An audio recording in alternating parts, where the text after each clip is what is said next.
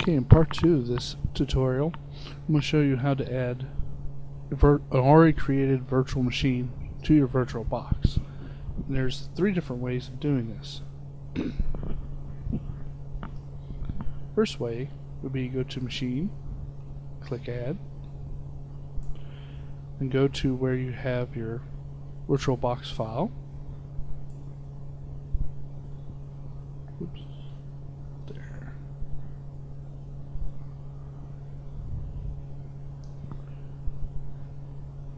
And I want to do this one. You can see the extension is .vbox. Select it, click Open. You can notice all the settings are automatically set from whatever the previous machine was. It should start.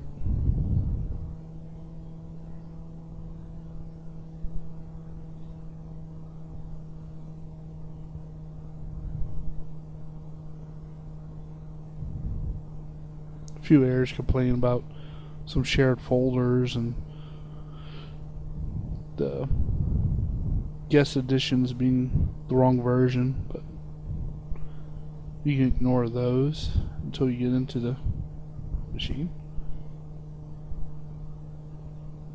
I guess I had a previous update that didn't update, so you can see it's updating itself. The downside to using it this way is if you're using it across a network, then when you load it this way, some of the files might get locked by the user.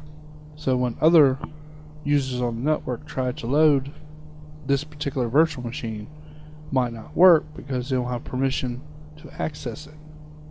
So a way I found around that, as I'll show you here in a second, as you can see the Windows 7 screen came up. So we'll just go ahead and shut this down. Also, if you do this, don't forget to set it to your current machine's current settings. Now, another way of doing this is actually click New, give the virtual machine a new name. I'll just do that, and select the type of virtual machine it's going to be. And this one's going to be a Windows 7 64-bit. Click Next. Go ahead and set your memory size. Click Next. And instead of creating a virtual hard drive, we're going to either do not add a virtual hard drive or use an existing virtual hard drive file. And we're going to use that one a little bit later, and I'll tell you why later. For right now, we're just going to not have a hard drive. And click Create. And it gives you a little warning about you're about to create a new virtual machine file hard drive.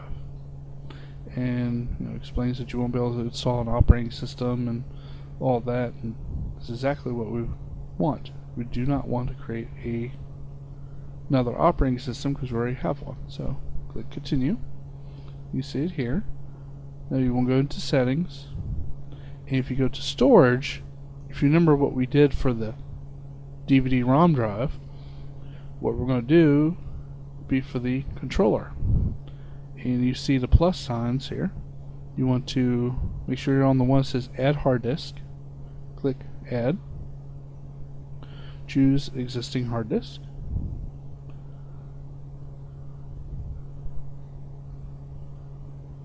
And I'm waiting for AutoFS to reload my network folder. Now, as you see, I'm going to select the VDI file. Click Open. And as you see, you now have a hard drive. If you click OK,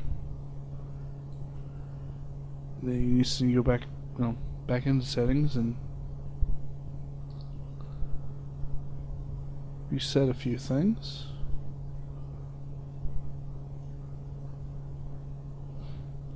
Click OK, and hopefully it should work. Doing it this way would be kind of like taking a physical hard drive out of one system and then putting it into another system. Sort of like the old Windows 95 days where you're still able to do that without having Windows crash because it was on a different motherboard. And looks like we're A-OK.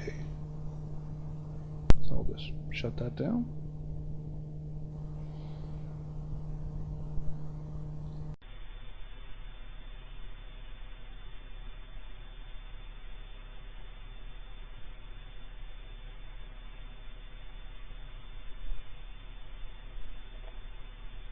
The other way of doing this is we go back to new, do the name thing again. This time we're going to do a Windows 8.1 system, 32-bit, 64-bit. Click next. Set your RAM up higher. Now we're going to use existing hard drive. Now this is good for if you have different types of virtual machines, such as one created by VMware. You click here, and as you see, I had VMware do multiple files instead of one large file. So you come over here, find the VMDK file that does not have a number by it. Select that one, click open, and then now you can see it's a 120 gig file.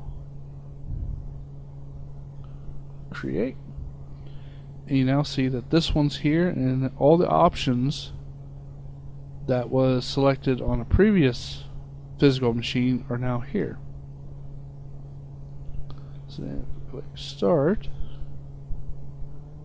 Windows 8.1 should now start up.